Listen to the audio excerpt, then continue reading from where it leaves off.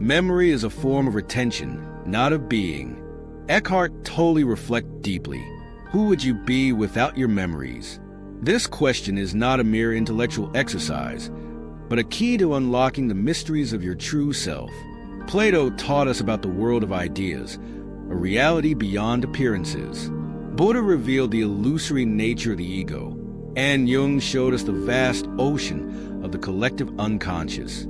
They all point to one fundamental truth. Your essence transcends your experiences. Your memories are like clothes you wear.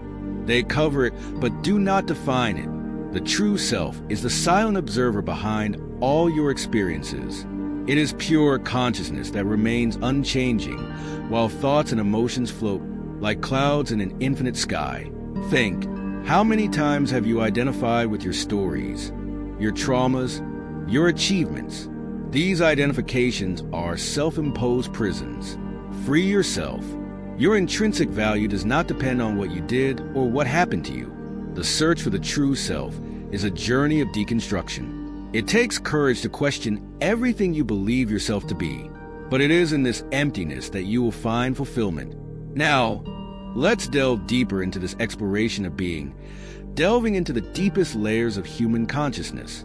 German philosopher Martin Heidegger reminds us that being in the world is our fundamental condition. We are invariably immersed in a context, in a web of meanings and relationships.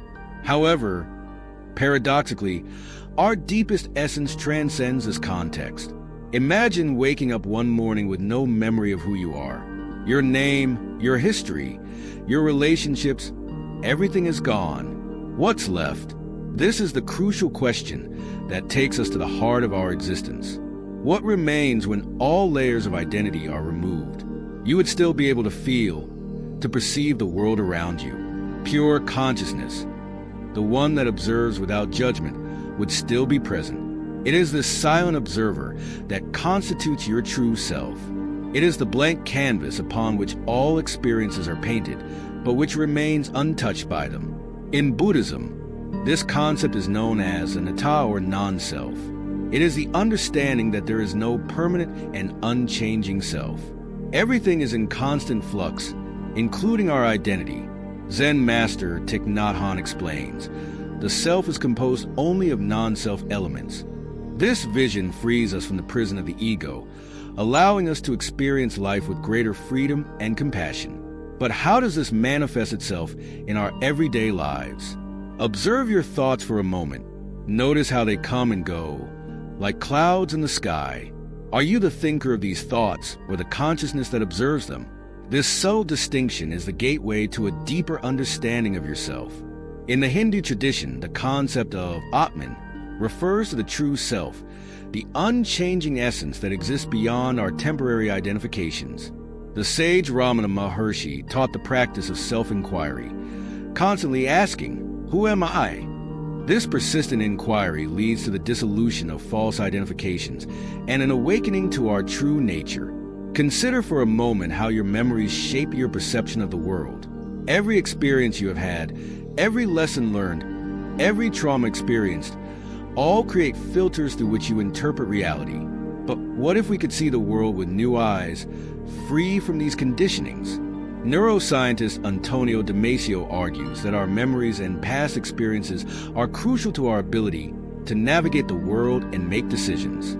However, he also recognizes that our core consciousness, that basic sense of being, exists independently of these autobiographical memories. Think about how you feel when you wake up from a deep sleep, before all the worries and identities from the day before come flooding back. There is a brief moment of pure existence, free from labels and stories. It's a glimpse into your true self, stripped of all layers of conditioning. Psychologist Carl Rogers talked about the real self versus the ideal self. The ideal self is the image we construct of ourselves based on external expectations and social conditioning. It's a mask we wear to adapt to the world. The real self, on the other hand, is our authentic nature, often suppressed out of fear of rejection or judgment. What would it be like to live from this real self, free from the pressures to be someone we are not? Imagine abandoning all the pretensions, all the roles you play in society, who would you be then? The philosopher Jean-Paul Sartre stated that existence precedes essence. In other words, we are not born with a predefined nature, but we create it through our choices and actions. This existentialist vision places us as the architects of our own identity. But even this construction occurs on the foundation of a consciousness that observes and chooses. In transpersonal psychology, proposed by Abraham Maslow and others, there is the concept of peak experiences. These are moments of transcendence where we feel connected to something bigger than ourselves. In these moments, ego barriers dissolve and we experience a sense of unity with the whole. Many describe these experiences as a glimpse into their true self. Have you ever had a moment like this? Perhaps contemplating the vastness of the ocean, or lost in the beauty of a work of art, or in the deep silence of meditation. In these moments, who are you? There is no past or future, only the eternal present. There is no separation between observer and observed. There is just being. Psychiatrist Viktor Frankl, a Holocaust survivor, developed logotherapy based on the idea that the search for meaning is the main motivating force of human beings. He argued that, even in the most inhumane conditions, man still has the freedom to choose his attitude towards the circumstances. This inner freedom is an expression of our true self, which remains inviolate even in the face of the greatest adversity. But how can we access this true self in our daily lives? How can we transcend the limitations of our memories and conditioning? The practice of full attention, or mindfulness, is a powerful tool for this purpose. By cultivating the ability to be fully present in the moment without judgment, we begin to disidentify with our thoughts and emotions. We observe the constant flow of our internal experience without letting ourselves be swept away by it. Try it right now. Close your eyes for a moment and observe your breathing. Feel the air moving in and out of your lungs. Notice the thoughts that arise in your mind, but don't get attached to them. Let them pass by like clouds in the sky. Who is the observer of this experience? This simple practice, done consistently, can lead to profound transformations in our perception of ourselves and the world. As we become more aware of the space between stimulus and response, we gain greater freedom to choose our reactions, rather than being controlled by habitual patterns of thought and behavior. Psychologist Daniel Siegel talks about the embodied mind, emphasizing the interconnection between mind, brain, and body. He argues that our experiences shape not only our memories, but also our physiology. However, through practices like meditation, we can literally reshape our brains, creating new neural patterns that support a state of greater balance and well-being. Consider what it would be like to live each moment as if it were your first and your last, without the weight of the past or the anxiety of the future, just the pure experience of now. This does not mean denying our memories or experiences, but rather not being defined or limited by them. Philosopher Alan Watts compared life to a dance. The purpose of dancing is not to reach a specific point in the room, but to enjoy each movement. Likewise, the purpose of life is not to reach a final destination, but to fully experience each moment. But how can we reconcile this vision with the practical demands of our everyday lives? How do we maintain this expanded awareness as we navigate the challenges of everyday life? The key is integration. It's not about denying our personality or our history, but about recognizing that they are tools, not our essence. Just as an actor is not confused with the character he plays, we can learn to play our various social roles without losing connection with our true selves. Imagine yourself as a deep ocean. Your memories, thoughts, and emotions are the waves on the surface. They are in constant movement, sometimes calm, sometimes turbulent, but in the depths, there is an undisturbed calm. This is your true self. Psychoanalyst Donald Winnicott talked about the true self and the false self. The false self is an adaptation to external expectations, a mask we wear to protect ourselves. The true self is our authentic essence, often obscured by layers of social conditioning. How can we nurture this true self in a world that constantly pressures us to be something we are not? The answer lies in the constant practice of self-observation and the courage to be authentic. Try, for a day, observing each of your actions and interactions. Ask yourself, am I acting for my true self, or am I just playing a role? Notice how you feel when you act authentically and when you are just fulfilling external expectations.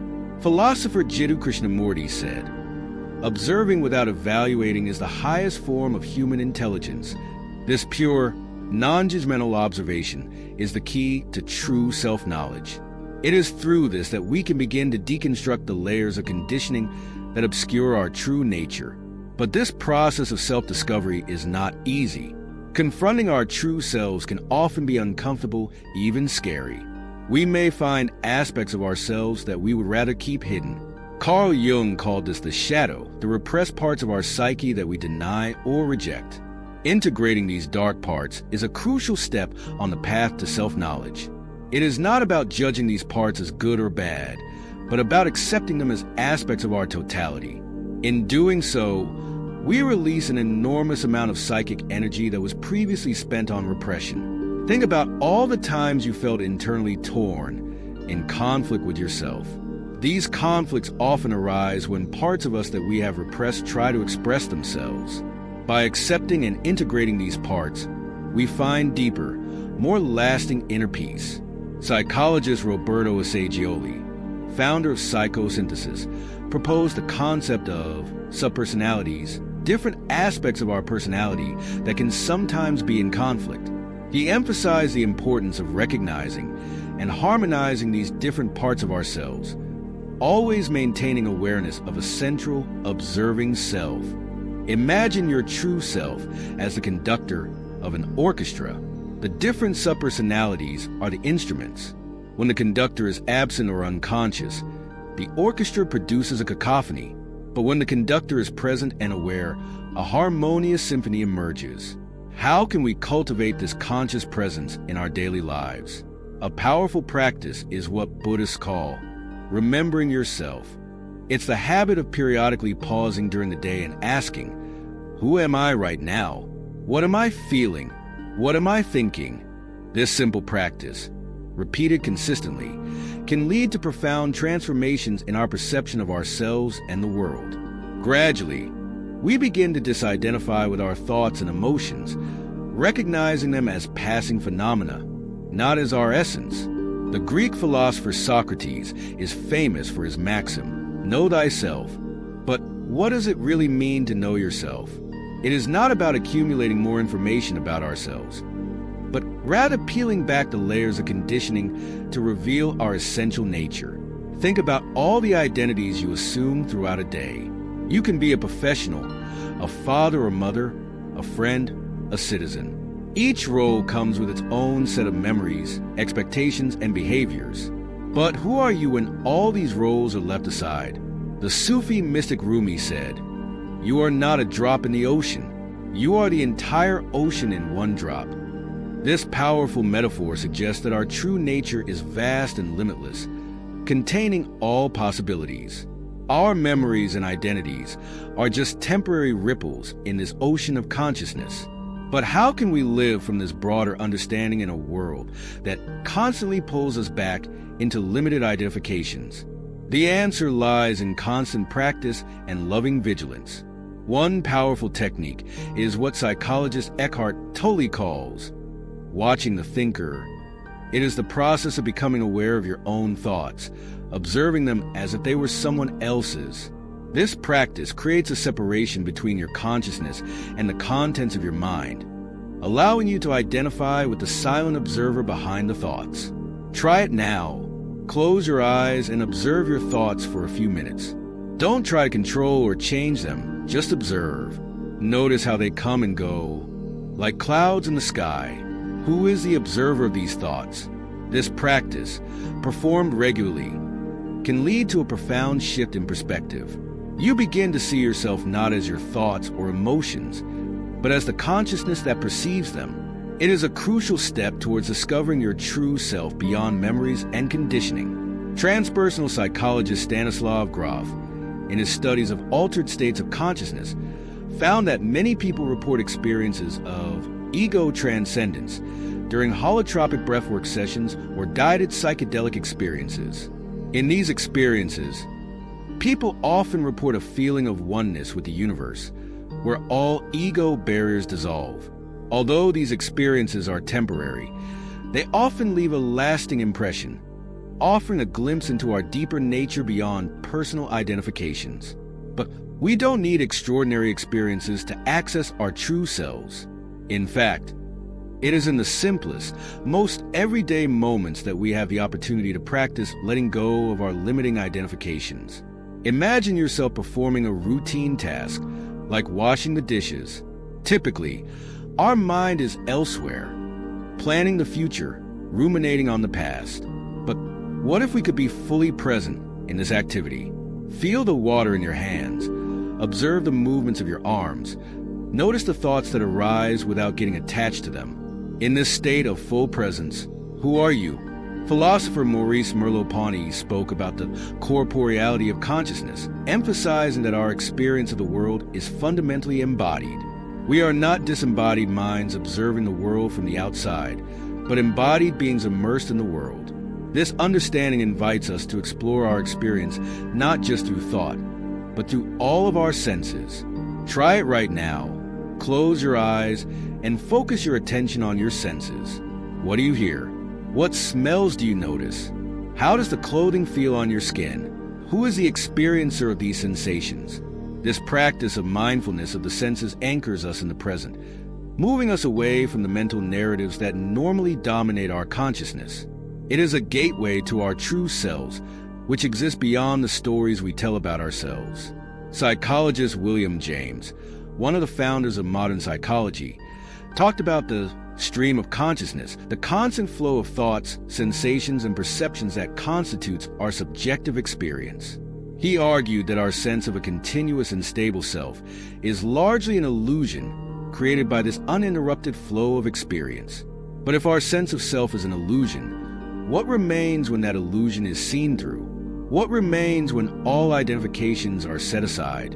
What remains is pure consciousness, the silent observer that remains constant amidst the ceaseless flow of experience.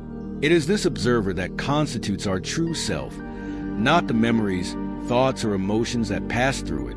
But how can we live from this understanding in our daily lives? How can we maintain this expanded awareness as we navigate the challenges and demands of everyday life? The answer lies in constant practice and gradual integration of this understanding into all aspects of our lives. It's not about denying our personality or our history, but about recognizing that they are tools, not our essence. Imagine yourself as an actor on a stage. You can play many different roles, but none of them are the real you. Your true self is the actor behind all the roles. Likewise, we can learn to play our various social roles, professional, parent, friend, without losing connection with our true selves. Psychologist Ken Wilber talks about the development of consciousness as a process of transcending and including. Each new stage of development transcends the previous one, but also includes it. Likewise, by discovering our true selves, we do not deny our memories or our personality, but include them in a broader perspective. Think about what it would be like to live each moment with this expanded awareness. How would your interactions with others change? How would you deal with challenges and difficulties? How would your decisions and choices be different? A powerful practice is what spiritual master Muji calls self-inquiry. It is a process of constantly questioning the nature of the self. Ask yourself, who am I? And then observe closely what arises. Do not seek an intellectual answer, but allow the question to lead you into a deeper silence. This practice, done consistently, can lead to profound insights into the nature of the self. You may begin to realize that all the answers that arise, all the thoughts, memories, and identifications, are objects in your consciousness, not your true self. The Indian philosopher Sri Nisargadatta Maharaj said, "The mind creates the abyss, the heart crosses it." This profound phrase reminds us that intellectual understanding, while important, is not enough. It takes an opening of the heart, a willingness to dive into the unknown. Think about all the times you felt truly at peace, truly yourself. Maybe it was in nature, or in a moment of deep connection with another person, or in a moment of inspired creativity. In those moments, who were you? There was no past or future, only the eternal present. There was no separation between observer and observed. There was just being. These moments are glimpses into our true selves.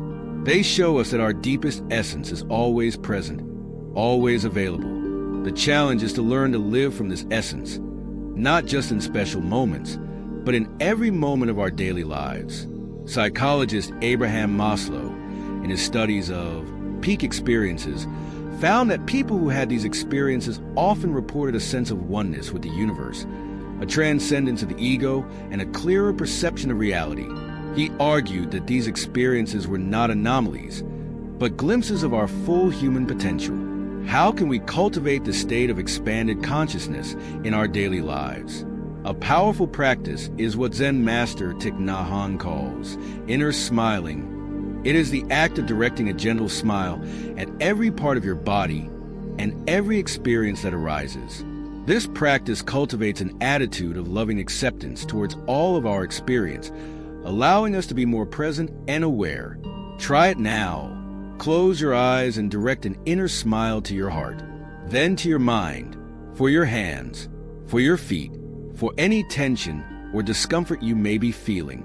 Notice how this simple practice can change your internal experience.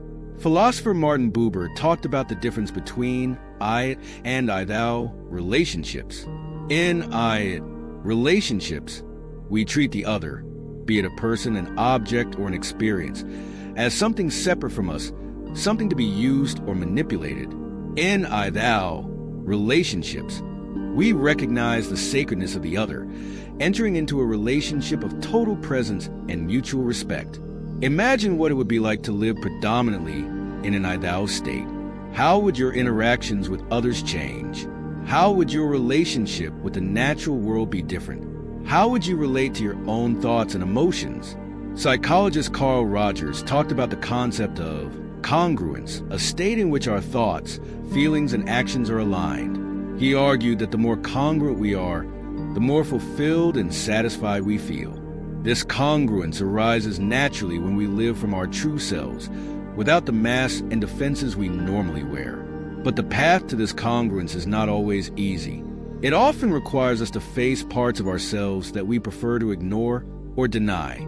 Psychoanalyst Carl Jung called this shadow integration, the process of recognizing and accepting repressed aspects of our psyche.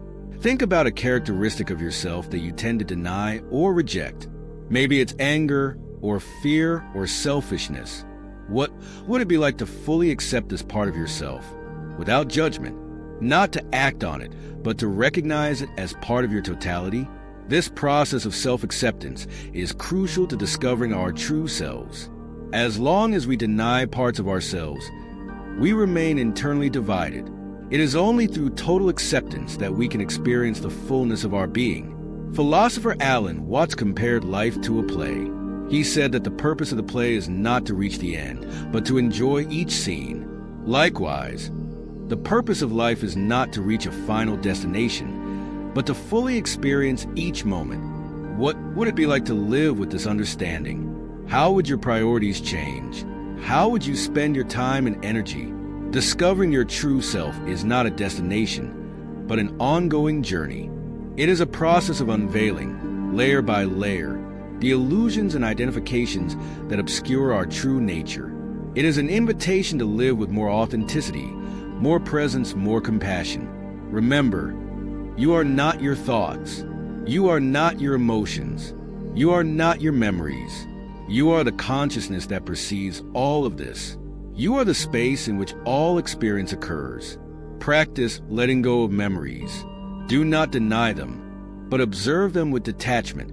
Meditate daily, not as an escape, but as a dive into your deepest essence. Question every thought. Is this me or just a story I tell myself? Awakening to the true self is not comfortable. It is a process of death and rebirth. Die to your limiting identifications. Be reborn in the vastness of being. Remember the words of Eckhart Tolle. Memory is a form of retention, not of being. Your true essence exists in the eternal present, free from the constraints of the past and the projections of the future. If you want to know your true self, continue this journey of self-discovery. Question everything. Don't accept anything as truth until you experience it directly. The path is arduous, but the reward is absolute freedom. You are vaster and deeper than any identity you can assume. You are the infinite ocean of consciousness in which all experiences arise and pass away. Recognize this truth, live from it, and you will discover a peace and joy that transcends all external circumstances. Your journey of self-discovery is unique and personal. There is no definitive map.